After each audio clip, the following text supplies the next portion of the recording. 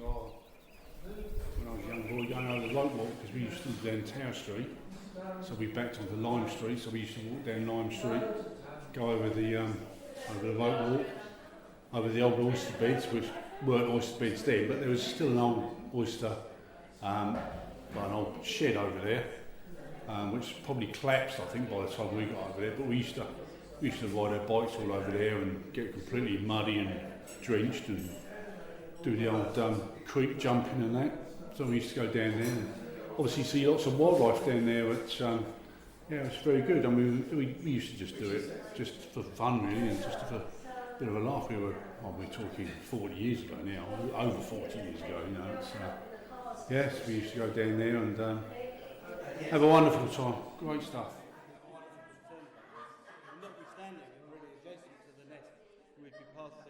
I don't think of anything in nature as a thug or horrible, or there's no such thing as that in nature. It works so beautifully together, it can't be anything other than magical, can it? Because there's more population and cars and things, they obviously have birds and things are just flying away to other places, aren't they? I was just talking to a gentleman this morning, and he said where he lived up on the manor when it was all obviously marshes and there, he said the wildlife was wonderful, but of course now they've taken all the hedges out, etc. Came down to this event and I was looking through some of the old photographs and I saw something of the church at the top of the town, surrounded by big trees, and I remember those trees. And in '86, which was the year of the big storm, I remember being in Yorkshire, and when we came back down, during that week we were away, there was a big storm, and the big storm had knocked down loads of trees, and we were driving back, came back, and it reminded me, seeing this photograph, when we came down got to Brightland Sea, and all the big trees that were all around the church, that looked so splendid, were all laid on the ground, and it was such a great shame.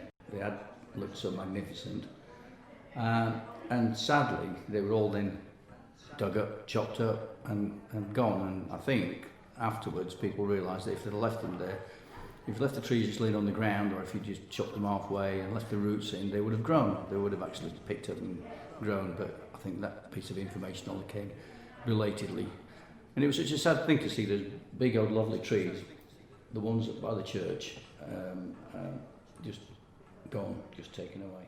We'll get them, and then we'll get the sea eagles coming up from the south, and that is a dream to see one of them. When we were boys, catapults, we would try and get birds, but we never did. You've got to be good.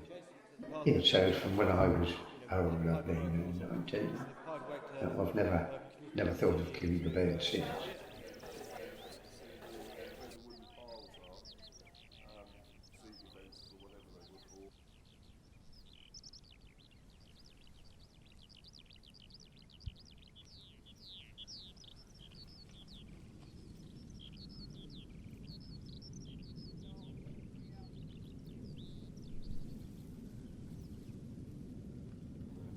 Kids, we used to go down to the seawall where the wooden piles are, sea defences or whatever they were for. There were winkles on there. This is in the 60s, probably late 60s, early 70s. We used to go down with sister and mother, pick a couple of gallons of them and sell them to the local fish shop. Salmon fishing up until my father's generation. I never went out to sea. My father became an electrician and I followed him, and now obviously I've gone the other way now because I now work offshore and I work out on the wind farm where my grandfather used to fish. So we don't see the heron so often, not so many starlings. Hedgehogs we used to have very regularly, and we do have a hedgehog in our garden, we never see it.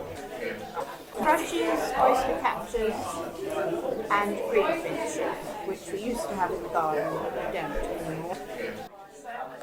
We used to go up to the Primrose Woods, that was on Girling's farm, and that was something we always did because that was the only day that those woods were open.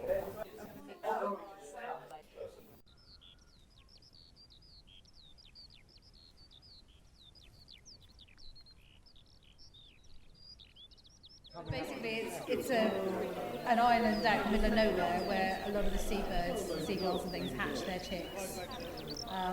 And you can sort of pull up alongside if you're quiet at that time of year and just watch the parent birds feeding them. We'll get them, and then we'll get the sea eagles coming up from the south.